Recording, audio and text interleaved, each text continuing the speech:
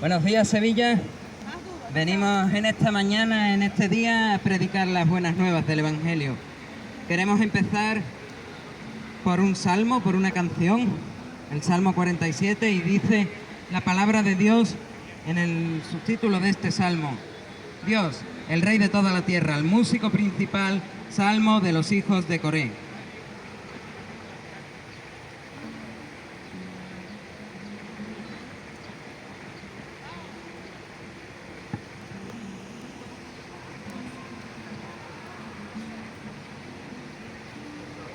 Pueblos, todos oíd las manos batir, hoy la voz alzad, hoy sí aclamad, al único Dios con alegre voz, porque el Señor altísimo Dios, muy temible Él es grande Rey, cuya majestad sobre el mundo está.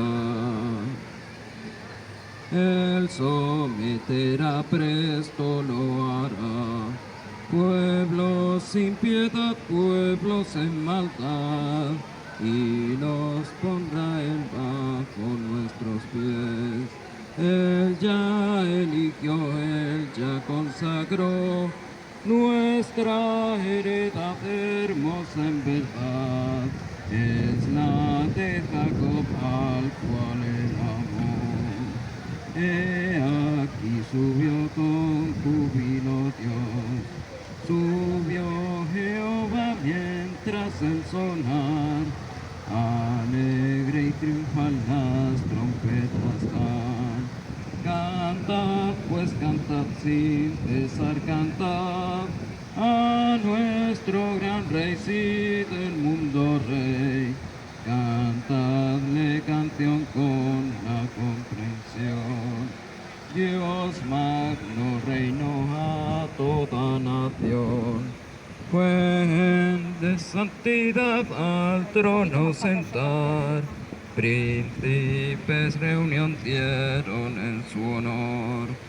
Como pueblo están del Dios de Abraham, del mundo el pavés de Dios siempre, del Dios grande y fiel, exaltado es Él. Y queremos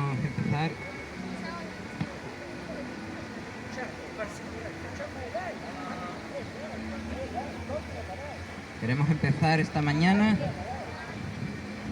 a hablar del Evangelio a los que quieran escuchar, ya sea que estéis sentados o caminando. Entendemos por las Escrituras que este mensaje no es agradable para aquellos que no quieran escuchar del arrepentimiento y el perdón de pecados. Y curiosamente hay algo que todavía se hace en las iglesias orientales que me pareció curioso replicar a mi manera. Sé que esto de los cultos de anatemización suena a algo muy chungo, porque lo es. Decir algo como al hereje Arrio, a Sabelio, a Alejandro, al heresiarca Eutiques, etcétera, etcétera, anátema, es decir, maldito seas por Dios, es algo muy fuerte, pero también muy serio. Y en concreto, a los ortodoxos en Grecia no les quito su parte de razón en condenar las herejías. Aunque entiendo que quizás hacerlo en público sea algo problemático, y dependiendo del contexto puede ser antibíblico, pero en esta mañana no vamos a condenar públicamente a personas, sino que vamos a leer pasajes de las Escrituras y vamos a explicar cosas que para cualquier cristiano deberían de ser básicas. Otra curiosidad es que pueden leer una versión acortada del mensaje en la Confesión Reformada Universal, originalmente escrita en inglés, o recibir alguno de nuestros folletos. Vamos a empezar por explicar un texto en el libro de Deuteronomio, capítulo 5.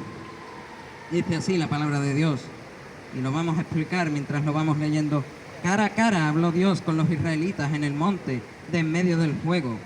Moisés estaba entonces entre Dios e Israel para declarar la palabra de Dios, porque Israel tuvo temor. Israel tuvo temor del fuego y no subió al monte. Dijo Dios: yo soy Dios, tu Señor, que te saqué de tierra de Egipto, de casa de servidumbre. El que tenga dioses ajenos delante de Dios, sea culpable de juicio delante de Dios.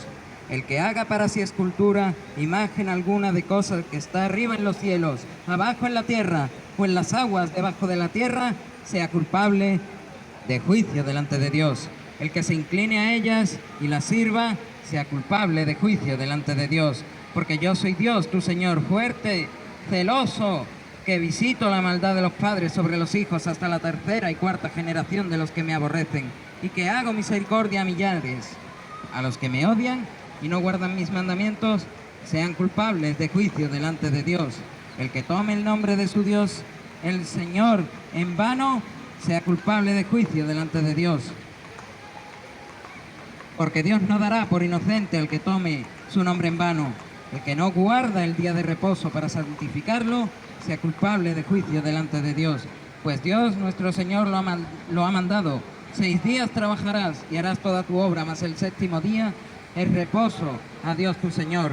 Ninguna obra harás tú, ni tu hijo, ni tu hija, ni tu siervo, ni tu sierva, ni tu buey, ni tu asno, ni ningún animal tuyo, ni el extranjero que está dentro de tus puertas, para que descanse tu siervo y tu sierva como tú. Y si no cumplimos, seamos culpables de juicio delante de Dios. Acuérdate, Israel, que fuiste siervo en tierra de Egipto, y que Dios tu Señor te sacó de allá con mano fuerte y brazo extendido. Por lo cual, Dios tu Señor te ha mandado que guardes el día de reposo. El que no honre a su padre y a su madre, como Dios su Señor le ha mandado, sea culpable de juicio delante de Dios, porque Dios quiere que sean prolongados sus días y que les vaya bien sobre la tierra que Dios su Señor le da. El que mate, el que tenga relaciones con quien no es su marido o su esposa, y el que robe, no solo dinero o productos de una tienda, sino también descargue música, libros o películas de internet ilegalmente, sea culpable de juicio delante de Dios. El que diga falso testimonio contra su prójimo o mienta, según las palabras del apóstol Pedro, sea culpable de juicio delante de Dios. El que codicie a la mujer de su prójimo, desee la casa de su prójimo, su tierra, su siervo, su sierva, su buey, su asno o cosa alguna de su prójimo, sea culpable de juicio delante de Dios. Ahora bien, para los que sí quieren escuchar lo que Dios tiene que decir, surgen 2 preguntas que son importantes de resolver cuanto antes. ¿Cuál es la sentencia dictada por este juicio? ¿Hay alguna manera de escapar a una sentencia infavorable o incluso terrible y temible? Lo vamos a ver. La Biblia enseña, y por eso podemos repetir tantas veces en este mensaje, eso de sea culpable de juicio delante de Dios. En Hebreos 9:27 dice la palabra de Dios que y de la manera que está establecido para los hombres que mueran una sola vez y después de esto el juicio. Y en Apocalipsis capítulo 20 versículos del 11 al 15 dice así: y vi un gran trono blanco y al que estaba sentado en él, de delante del cual huyeron la tierra y el cielo, y ningún lugar se encontró para ellos. Y vi a los muertos, grandes y pequeños, de pie ante Dios. Y los libros fueron abiertos, y otro libro fue abierto, el cual es el libro de la vida. Y fueron juzgados los muertos por las cosas que estaban escritas en los libros, según sus obras. Y el mar entregó a los muertos que había en él, y la muerte y el Hades entregaron a los muertos que había en ellos, y fueron juzgados cada uno según sus obras.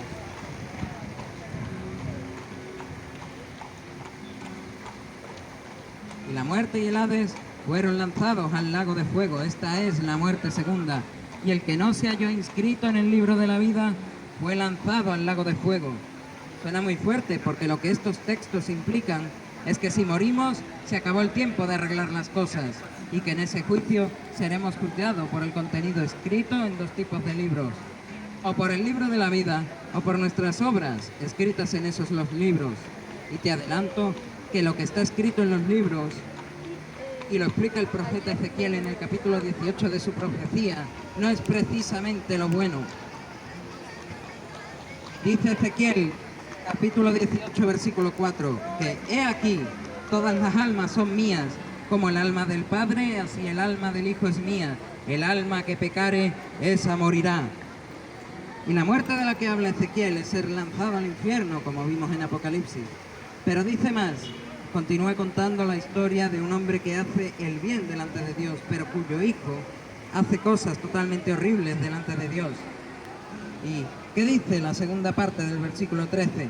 Leemos en Ezequiel, capítulo 18, versículo 13, segunda parte, lo siguiente.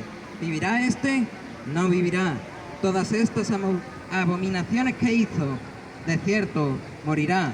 Su sangre será sobre él. Como vemos en esta profecía, con Dios no se juega a dar buenas obras a cambio de las malas que hacemos contra los hombres y contra Él. Esto nos deja con la segunda pregunta. ¿Hay alguna manera de escapar a una sentencia infavorable? ¿Hay alguna manera de escapar a una sentencia que es incluso terrible y temible? Porque dice Dios en Hebreos capítulo 10, versículo 31, horrenda cosa es caer en manos del Dios vivo. Sí, por supuesto, y además en la palabra de Dios no hay ningún atisbo de duda a eso.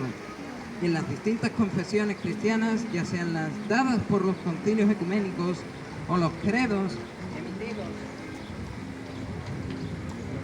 emitidos por iglesias tras la Reforma, tampoco hay posibilidad a la duda. Veamos algún ejemplo. En el credo niceno-constantinopolitano dice: creo en un solo Señor, Jesucristo, Hijo único de Dios, nacido del Padre antes de todos los siglos, Dios de luz, Dios de Dios, luz de luz, Dios verdadero de Dios verdadero, engendrado no creado, de la misma naturaleza del Padre, por quien todo fue hecho, que por nosotros los hombres y por nuestra salvación bajó del cielo y por obra del Espíritu Santo se encarnó de María la Virgen y se hizo hombre, y por nuestra causa fue crucificado en tiempos de Poncio Pilato, padeció y fue sepultado y resucitó al tercer día según las Escrituras y subió al cielo y está sentado a la derecha del Padre. O el credo de Casiodoro de Reina, que tuvo que escribir para fundar la Iglesia Reformada Española en Inglaterra, huyendo de la Inquisición, que lo persiguió desde que salió del pueblo de Santiponce y concretamente del monasterio de San Isidoro del Campo. Dice al respecto de este tema el capítulo 5 del credo de Casiodoro de Reina, dice lo siguiente. En resumen, en este capítulo Casiodoro resalta la importancia de la fe en Jesucristo como el único mediador entre Dios y los hombres. Se enfoca en la redención a través de la muerte y resurrección de Cristo. Una cita relevante del mismo capítulo 5 del credo es: creo que Jesucristo es el Hijo de Dios, verdadero y eterno. Se hizo hombre y nació de la Virgen María. Y dicen las Escrituras en 1 de Timoteo, capítulo 2, versículo 5, porque hay un solo Dios y un solo mediador entre Dios y los hombres, Jesucristo hombre.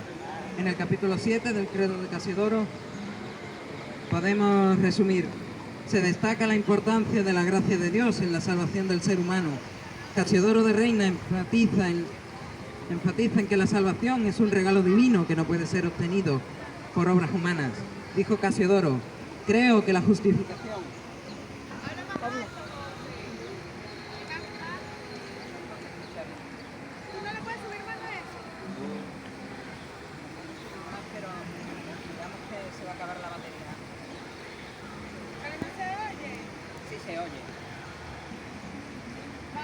Dijo Casiodoro: creo que la justificación ante Dios se obtiene solamente por la gracia de Dios, y expresa en las Escrituras, en Efesios capítulo 2, versículo 8, porque por gracia sois salvos, por medio de la fe, y esto no de vosotros, pues es don de Dios.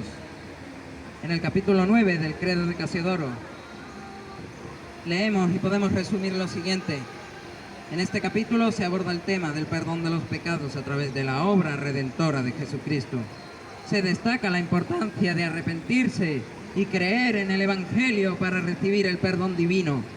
Una cita relevante es: creo que Dios perdona los pecados a todos los que se arrepienten y creen en Jesucristo.